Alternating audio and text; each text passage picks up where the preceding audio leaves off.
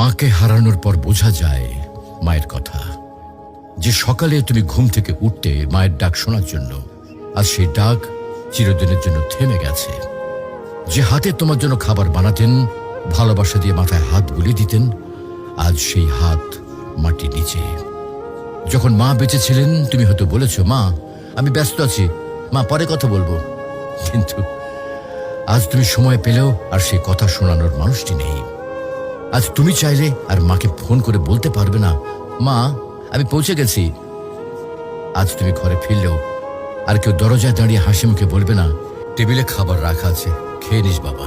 মাকে হারানোর পর বোঝা যায় তিনি শুধু একজন মা ছিলেন না, তিনি ছিলেন ঘরের আলো, জীবনের দোয়া আর হৃদয়ের শান্তি।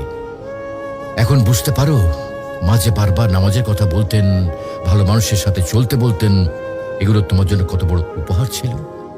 প্রিয় ভাই বোন, মাকে হারিয়ে আফসোস করার আগে কদর করো। মায়ের হাতে চুমো দাও, তার জন্য দোয়া করো, তাকে জড়িয়ে ধরো যতদিন তিনি আছেন। কারণ হয়তো একদিন তুমি শুধু বসে বসে কাঁদবে আর মনে পড়বে, ইস যদি মাকে আরেকবার জড়িয়ে ধরতে পারতাম। মাকে হারানো মানে পৃথিবীর সব থেকে বড় আশ্রয় হারিয়ে ফেলা।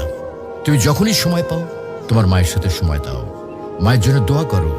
মা যদি আজকে ইহলোক ত্যাগ করেন তাহলে তিনি আর ফিরে আসবেন না। মাকে ভালোবাসো, তার মনে কখনো কষ্ট দিও না।